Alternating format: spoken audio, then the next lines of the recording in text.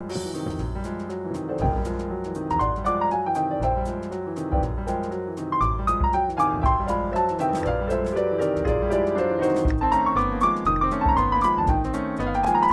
crise, elle est à 3 niveaux. La première, elle est au niveau sexologique. Je discute avec des sexologues qui attestent tous vraiment de problèmes physiologiques liés à l'homme. Donc ça peut être la multiplication des troubles érectiles, ça peut être l'absence de libido, une sorte de déperdition de désir, de gourmandise. Je montre dans le livre que c'est certainement lié à une consommation de pornographie véritablement excessive.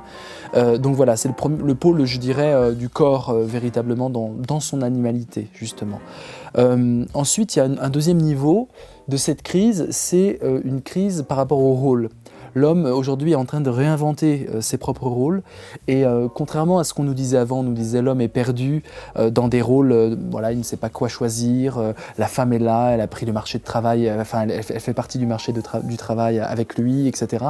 Mais je pense que pour les trentenaires, par exemple, c'est un critère pour expliquer la crise de la masculinité qui n'est pas du tout opérant parce qu'on a toujours connu des femmes qui étaient libérées, nous. On a toujours connu des femmes qui étaient émancipées. Et pourtant, il y a vraiment une réflexion sur qu'est-ce que c'est être homme, est-ce qu'il y a une spécificité d'être homme. L'aliénation, c'est l'idée qu'on obéisse à un modèle sans qu'on sache qu'on est en train d'obéir. C'est une obéissance qui s'ignore elle-même. Et je pense que l'idée que s'aimer, c'est forcément former un couple avec exclusivité sexuelle, etc., c'est totalement une aliénation aujourd'hui. Et la crise du masculin, c'est justement des hommes qui sont pris en étau entre une libre sexualité aujourd'hui totalement accessible avec la contraception, avec les tests de paternité, même si on va avoir le cœur net. Donc on est dans la libre sexualité possible aujourd'hui. Il n'y a pas tellement de freins, on ne risque plus de mourir avec les préservatifs et toutes les précautions, l'hygiène a fait des progrès, etc.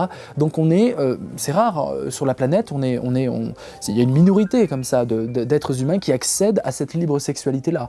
La libre sexualité, c'est pas du tout une sorte d'hypermarché sexuel où on serait tous des donjons en puissance. C'est simplement le fruit de progrès démocratiques, la femme qui possède son corps, qui est libre, l'homme qui est libre. C'est le fruit de liberté accumulée qui provoque cette idée qu'aujourd'hui la liberté sexuelle est totalement détachée de la procréation. Donc on n'a plus besoin d'engagement autre que la relation humaine, qui est certes très engageante. On n'a pas besoin de formes institutionnalisées, toutes faites de prêt à aimer, si vous voulez. Et justement, il est pris entre ça et le prêt à aimer qui continue et qui se poursuit, c'est-à-dire l'absence de libre amour. On a une libre sexualité accessible, mais l'amour est encore prisonnier dans des carcans complètement rigides, traditionnels, et qui font que ça ne tient pas d'ailleurs. Et la troisième chose liée à la crise de la masculinité, c'est, alors là c'est très complexe, c'est la tension qu'il y a entre un modèle, le modèle que j'appelle de l'encouplement, c'est-à-dire le couple obligatoire. Si tu aimes, tu dois former un couple. C'est ce qu'on nous dit avec des magazines féminins, avec toute une idéologie dominante aujourd'hui, à tel point que quand on dit ça, ça choque les gens. Ils sont extrêmement blessés, comme si c'était une atteinte au modèle qui était formateur pour eux.